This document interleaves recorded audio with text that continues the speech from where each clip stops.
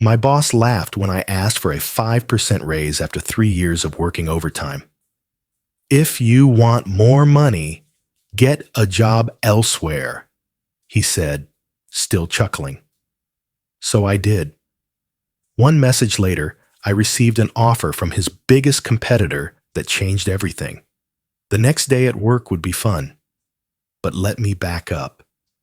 Have you ever felt like just a number that could be replaced?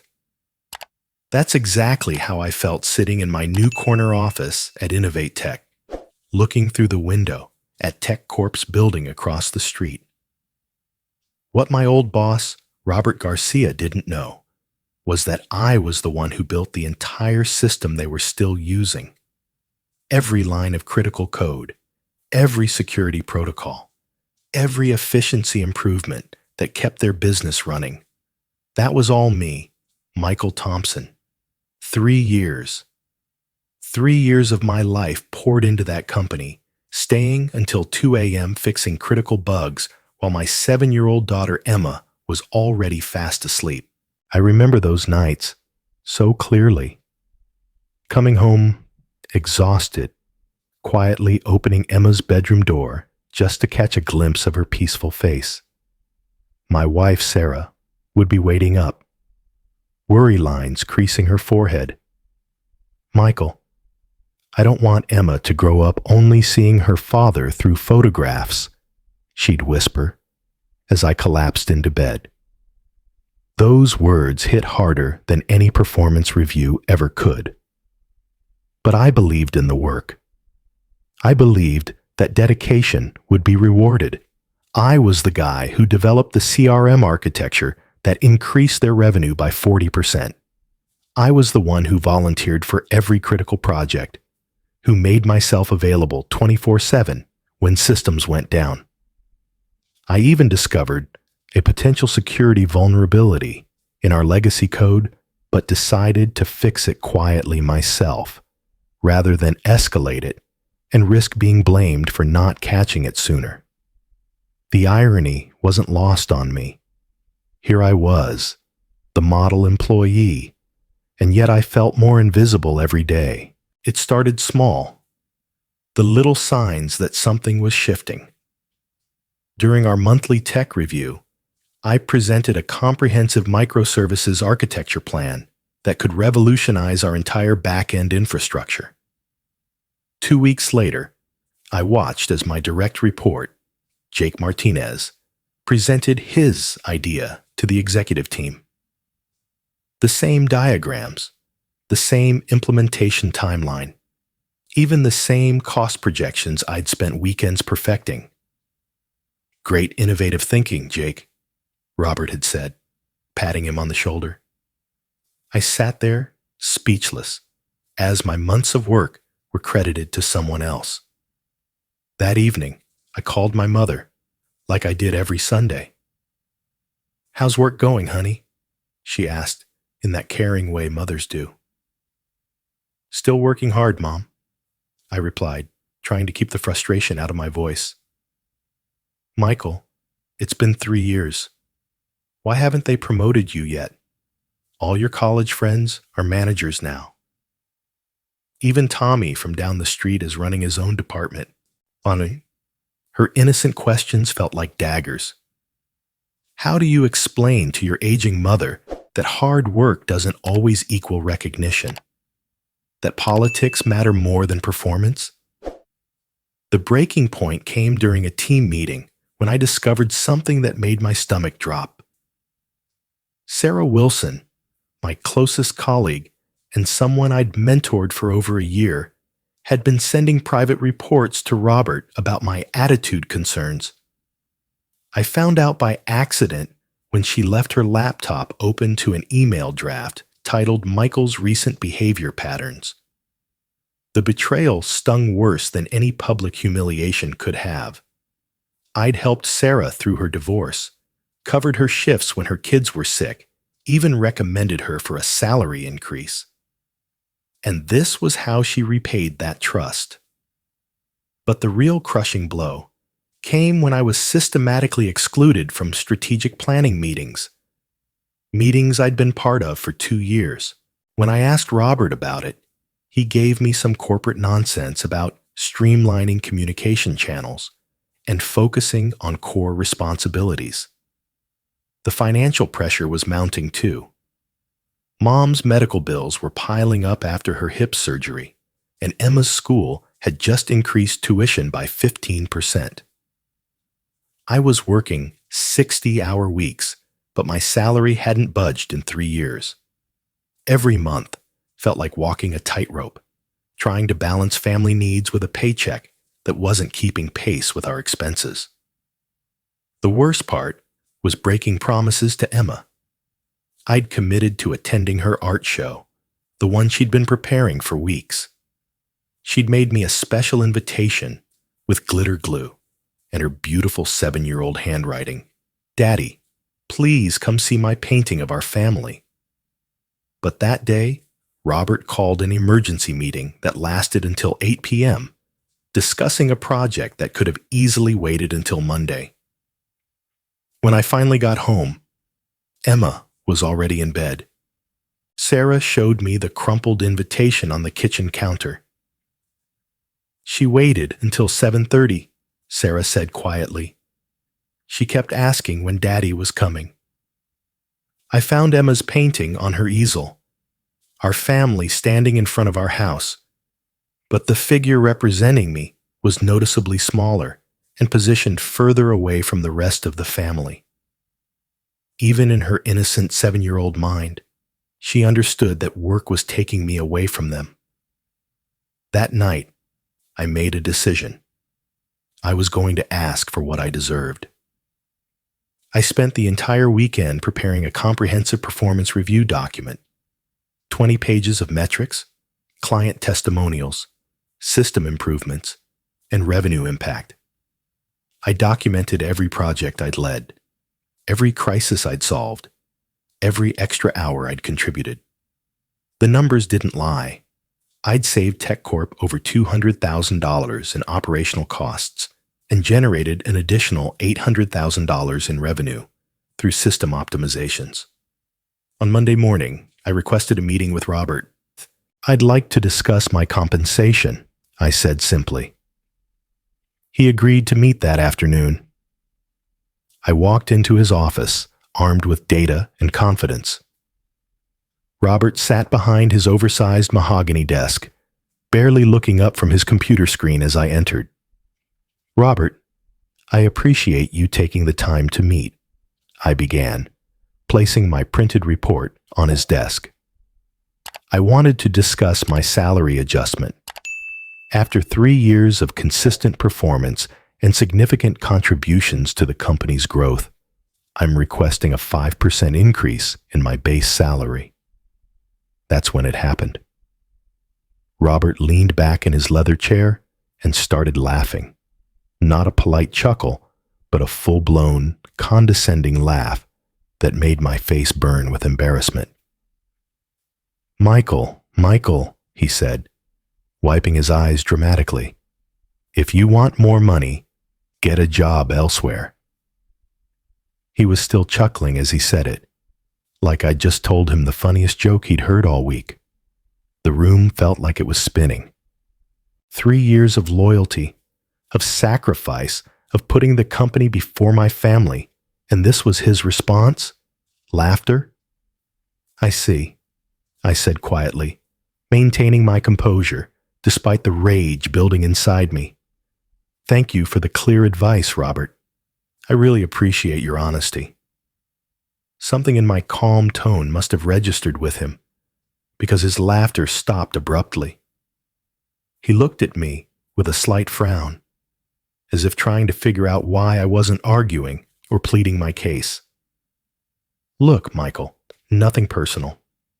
The budget's been allocated to people who are really critical to our operations," he said with a dismissive wave. "Maybe next year we can revisit this?" I stood up, gathering my unused presentation materials. "Thank you for your time," I said. "Your guidance has been incredibly valuable." As I walked back to my desk, Robert's words echoed in my mind. "Get a job elsewhere." You know what, Robert? That's exactly what I'm going to do. That evening, I drove home in a daze. Emma met me at the door with her usual enthusiasm, wrapping her small arms around my legs. Daddy, you're home for dinner. I knelt down to her level, looking into her bright, trusting eyes. Emma, Daddy might be making some changes soon. That will mean I can spend more time with you. Would you like that? Her face lit up with pure joy. Really? You won't have to work so late anymore. That's the plan, sweetheart. After putting Emma to bed, Sarah and I sat at our kitchen table with cups of coffee that had long gone cold. I told her everything: the laughter, the dismissal, the crushing realization that I'd been undervaluing myself for years. You deserve so much better than this, Sarah said, reaching across to squeeze my hand. You've given them everything, and they treat you like you're replaceable. That night, I couldn't sleep. I kept thinking about InnovateTech, TechCorp's biggest competitor.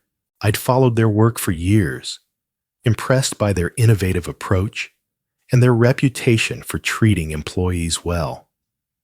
Their CTO, James Rodriguez, had even connected with me on LinkedIn after I presented at the Tech Summit last year. At 2 a.m., I made a decision that would change everything. I opened my laptop and crafted a carefully worded LinkedIn message to James Rodriguez. Nothing desperate or emotional, just a professional inquiry about potential opportunities. Hi, James. I hope you're doing well. I've been following InnovateTech's recent innovations with great interest. I'm currently exploring new opportunities where I can maximize my impact on system architecture and team leadership. Would you be open to a brief conversation about potential roles at InnovateTech? Best regards, Michael Thompson. I hit send before I could second-guess myself. 30 minutes later, my phone buzzed. A LinkedIn notification. James had replied, Michael, great to hear from you. I've actually been hoping you'd reach out. We've been following your work at TechCorp, particularly the CRM architecture you developed. Would you be available for a video call tomorrow evening? I think you'd be very interested in what we're building here. James. I stared at the message, reading it 3 times to make sure I wasn't imagining it. They'd been following my work? They were interested in me? The next day at work felt surreal. I went through the motions of my usual routine, but everything felt different. Sarah Wilson tried to make small talk during our morning stand-up, but I kept my responses professional and brief. I noticed her confused glances. She was probably wondering why I wasn't sharing details about my meeting with Robert. Let her wonder. At 6 p.m., I was sitting in my home office with my laptop open, waiting for James Rodriguez's video call. Emma was playing quietly in the living room, and my wife had agreed to keep her occupied during the conversation. The call connected, and James's friendly face appeared on my screen. Behind him, I could see the modern open-concept office space that InnovateTech was famous for. Michael, thanks for making time for this, James began warmly. I'll cut right to the chase. We've been watching your work for a while now. The CRM architecture you built is exactly the kind of innovative thinking we need here. My heart started racing. I appreciate that, James. I've been following InnovateTech's growth, and I'm genuinely impressed by what you're building. Here's what I'm thinking, James continued. We're launching a new project. Let's call it Project Nexus, that will directly compete with some of the major CRM systems in the market. I'd like you to lead the architecture design as our new Senior Principal Architect. Senior Principal Architect, the title I'd been hoping for at Tech Corp for over a year. The compensation package would be a $140,000 base salary, plus equity options and a comprehensive benefits package, James said casually, as if he wasn't just offering me a 75% salary increase. I tried to keep my voice steady. $140,000, I repeated, making sure I'd heard correctly. Plus a $15,000 signing bonus and relocation assistance if needed, James added. Michael, we believe in compensating our people based on the value they bring. And frankly, your expertise is exactly what we need to take our platform to the next level. The irony was delicious. Less than 24 hours after Robert laughed at my request for a 5% raise, I was being offered a position that would nearly double my income. I'm very interested, I said, probably too quickly. When would you need an answer? Take your time to think it over, James replied. But I'll be honest, we're moving fast on this project. If you're interested, I'd love to have you start within the next 2 weeks. After the call ended, I sat in stunned silence for several minutes. Then I walked to the living room where my wife was helping Emma with a puzzle. How did it go? Sarah asked, looking up expectantly. I couldn't contain my smile anymore. They offered me senior principal architect, $140,000 plus equity. Sarah's eyes widened, and she covered her mouth with her hands. Michael, that's incredible. Emma looked up from her puzzle, sensing the excitement in the room. What's happening? Why is Mommy crying? I picked up my daughter, holding her close. Daddy got offered a new job, sweetheart. A job that means I'll be able to spend more time with you and Mommy.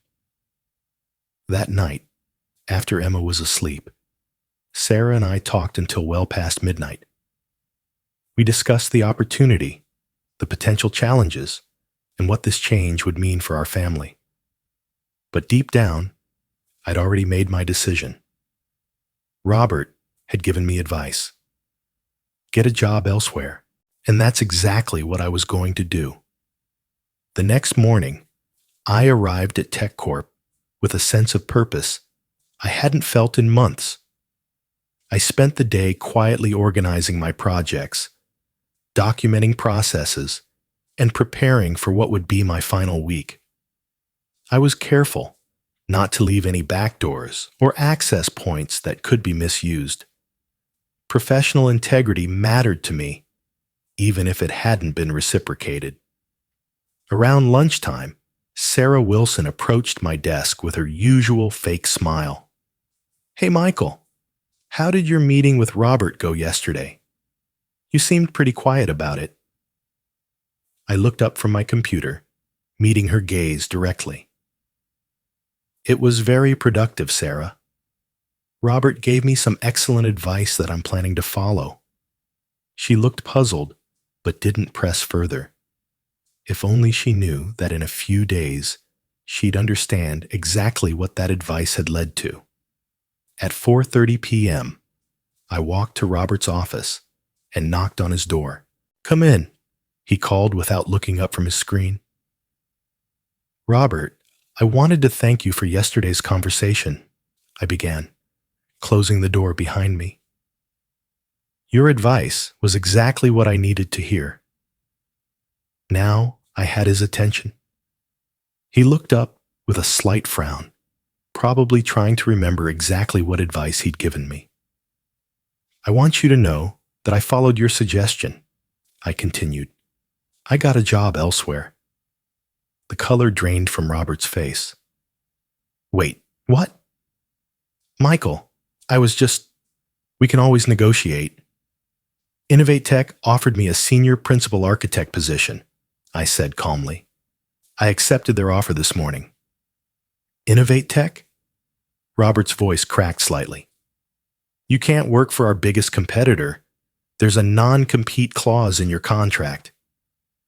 I smiled for the first time in months. Actually, Robert, as an independent contractor, there is no non-compete clause. I checked.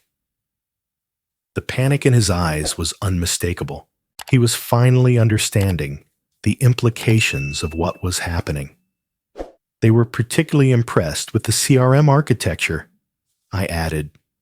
You know, the one that increased our revenue by 40%? The one I built? Robert's face went from pale to red as the full impact hit him.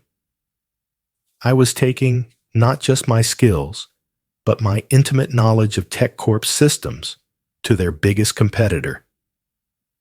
Michael, let's be reasonable here, Robert said, his voice taking on a pleading tone I'd never heard before. We can work something out. A promotion, a significant raise. I appreciate the offer, I replied, but I've already committed to my new position. Today is my last day. As I walked out of Robert's office for the final time, I could hear him frantically dialing his phone, probably calling an emergency meeting with the executive team. For the first time in 3 years, I felt like I was exactly where I belonged. That evening, I surprised Emma by arriving home in time for dinner. She squealed with delight when she saw me walk through the door at 5:30 p.m. "Daddy, you kept your promise. You're home early." I scooped her up in my arms, feeling lighter than I had in years. I'll be keeping a lot more promises from now on, Emma. Tomorrow would be my first day at InnovateTech, and I couldn't wait to see what we could build together. My first week at InnovateTech felt like stepping into a different universe. The modern glass building stood in stark contrast to TechCorp's aging corporate fortress across the street. As I walked through the open concept workspace on Monday morning, I was struck by the energy. Developers collaborating freely, natural light flooding through floor-to-ceiling windows, and the absence of that oppressive corporate hierarchy I'd grown so accustomed to. James Rodriguez met me at reception with a genuine smile and a welcome package that included not just the usual corporate swag, but a handwritten note from the CEO thanking me for joining the team. When was the last time Robert had personally acknowledged any employee, let alone with a handwritten note?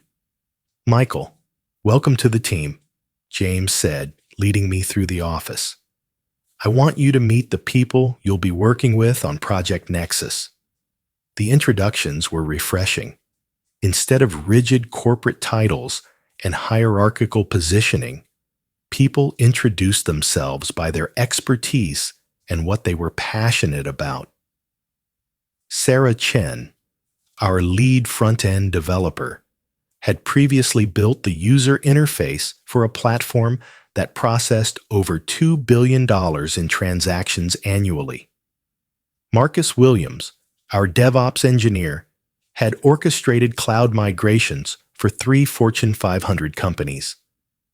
These weren't just employees. They were craftspeople who took pride in their work.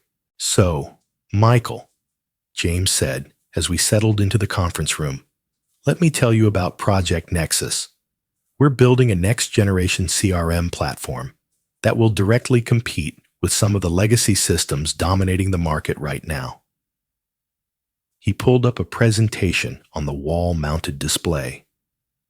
"We want to create something that's not just feature competitive, but fundamentally better in terms of performance, user experience, and scalability." As I looked at their preliminary architecture diagrams, I could immediately see areas where my experience at TechCorp would be invaluable. Not because I planned to steal proprietary information. I had too much integrity for that. But because I understood the pain points that existing systems struggled with.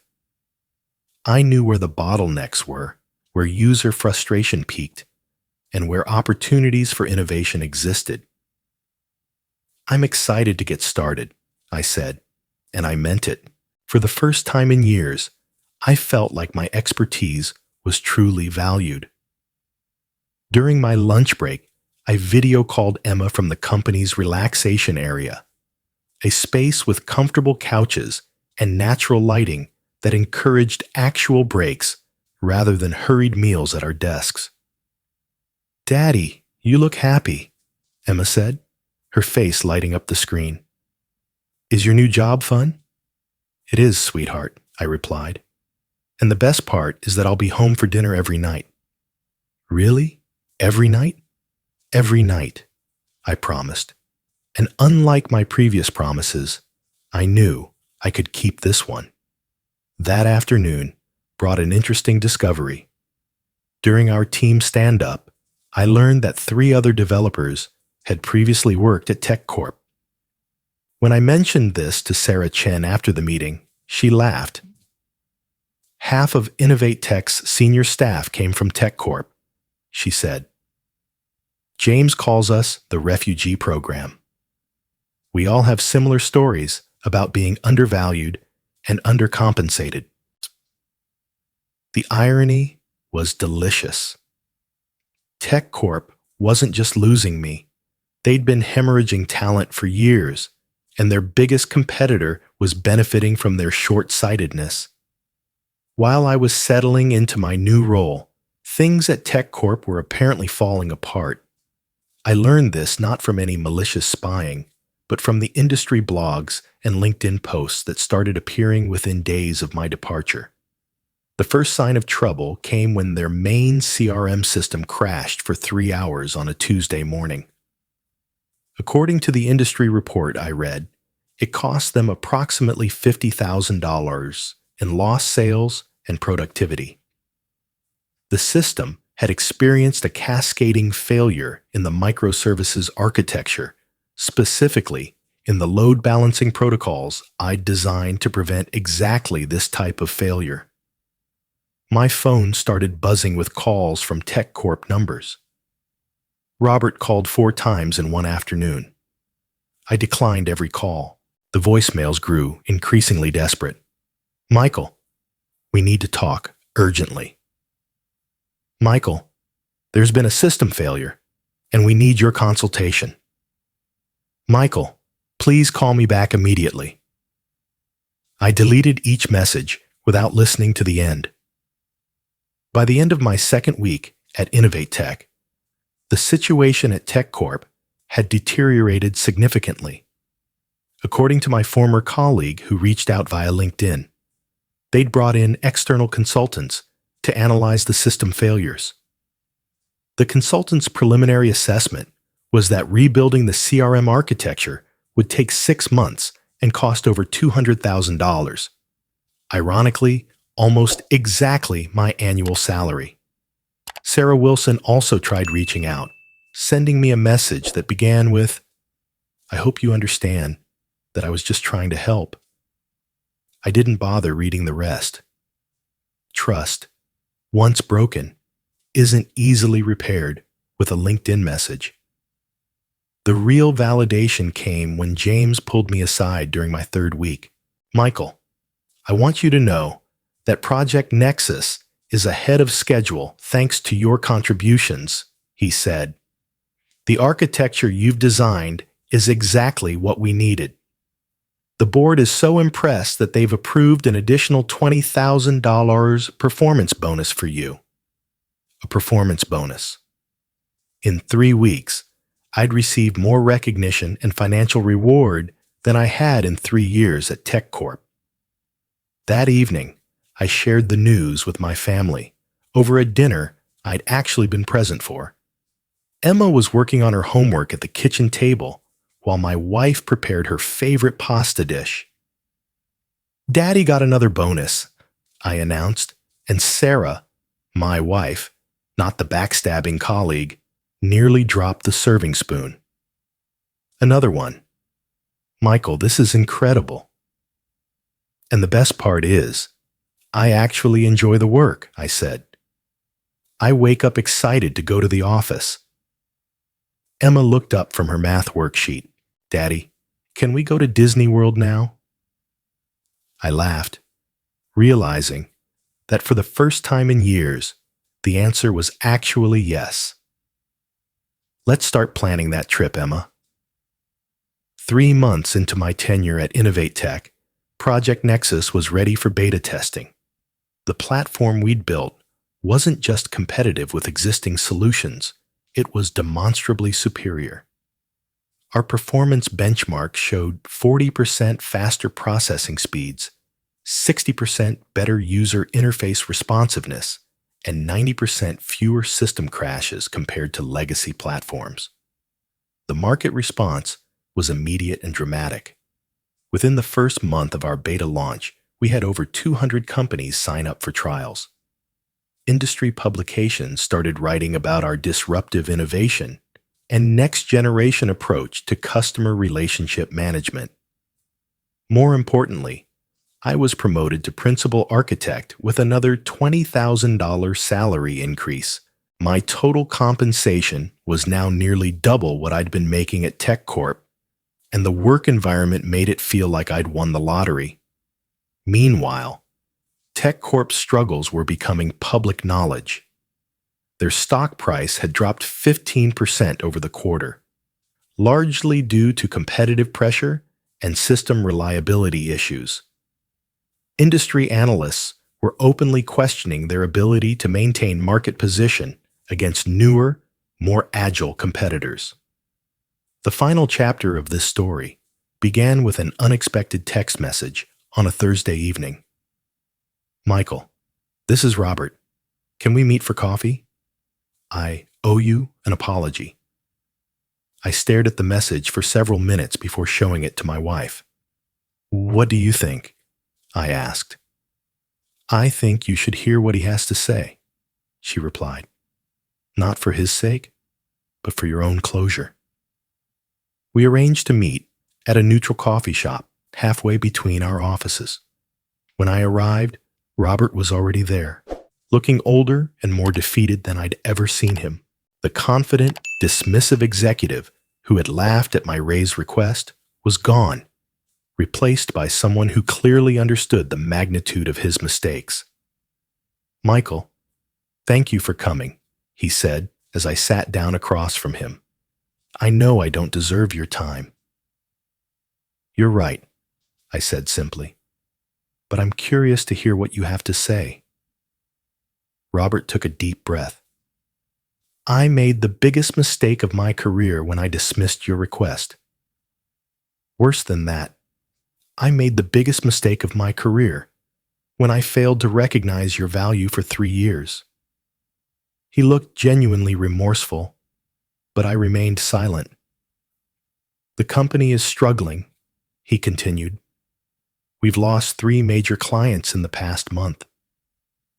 Our system reliability issues are becoming industry knowledge, and our development team is understaffed and overwhelmed." "I'm sorry to hear that," I said, and I meant it. I didn't take pleasure in seeing people struggle, even those who had treated me poorly. "Michael, I want to offer you your old position back. We can match InnovateTech's salary, give you the title you deserved, and provide equity options." The offer hung in the air between us. A year ago, even 6 months ago, this conversation would have felt like vindication. Now it just felt irrelevant.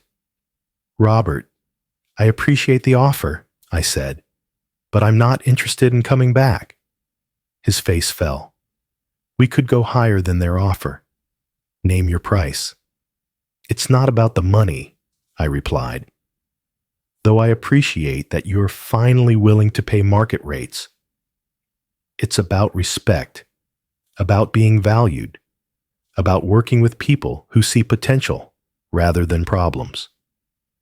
Robert nodded slowly, understanding that this conversation was really over before it had begun. "Can I ask you something?" I said. "Why now? Why are you suddenly willing to invest in people?" "Because I learned the hard way that good people are irreplaceable," he admitted, "and because I realized that my job as a leader isn't to minimize costs. It's to maximize the potential of the people I work with." "That's a valuable lesson," I said. "I hope you apply it with your remaining team." We shook hands as we parted ways, and I genuinely wished him well. Holding grudges takes energy that I preferred to invest in building something positive. That evening, I picked up Emma from school personally, something I could now do regularly, thanks to my improved work-life balance. As we drove home, she chattered about her day, her art projects, and her plans for the weekend. "Daddy, why are you smiling?" she asked, noticing my expression in the rearview mirror. "Because I learned something important, Emma." "What did you learn?" "I learned that knowing your value means everything. And sometimes when people don't appreciate what you bring to the table, the best thing you can do is find a different table."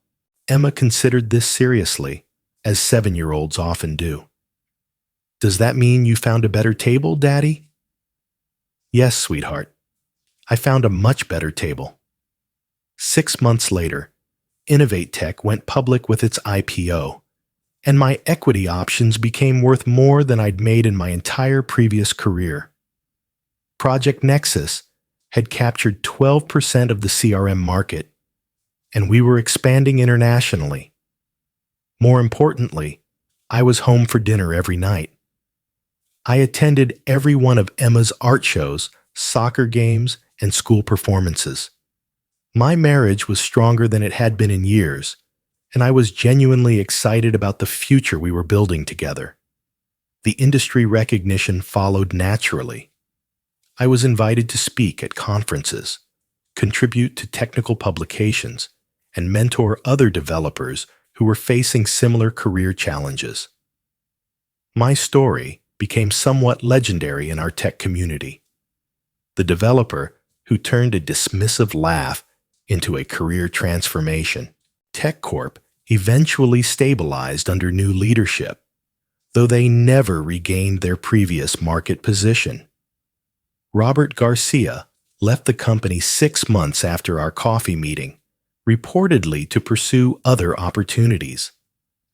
I heard through the industry grapevine that he'd taken a position at a smaller firm where he was apparently applying the leadership lessons he'd learned the hard way. Looking back, I'm grateful for every part of this journey, even the painful parts. Robert's laughter taught me that I'd been settling for less than I deserved. His dismissive attitude showed me that loyalty without reciprocity is just self-exploitation. And his final desperate attempts to bring me back confirmed that I'd made the right choice in leaving. The most important lesson wasn't about career advancement or salary negotiation. It was about self-worth and the courage to demand the respect you deserve. Too many talented people accept mediocre treatment because they're afraid to take risks or because they've been conditioned to believe they're not worth more. But here's what I learned. If you consistently deliver value, there are always people who will recognize and reward that value. The key is having the confidence to seek them out, rather than waiting for current circumstances to magically improve. As I tucked Emma into bed that night, she asked me to tell her the story about Daddy's new job again. It had become one of her favorites. The tale of how Daddy stood up for himself and found a place where he was appreciated. "And they all lived happily ever after?" she asked, even though she knew the ending. "They did," I confirmed. "Because Daddy learned that sometimes the best revenge is living well, and the best response to someone who doesn't value you is to find someone who does." Emma smiled and closed her eyes, secure in the knowledge that her father was exactly where he belonged. And as I turned off her bedroom light, I realized that she was absolutely right. Sometimes the most powerful thing you can do is simply know your worth and refuse to accept less than you deserve. Robert Garcia taught me that lesson better than any mentor ever could, just not in the way he intended.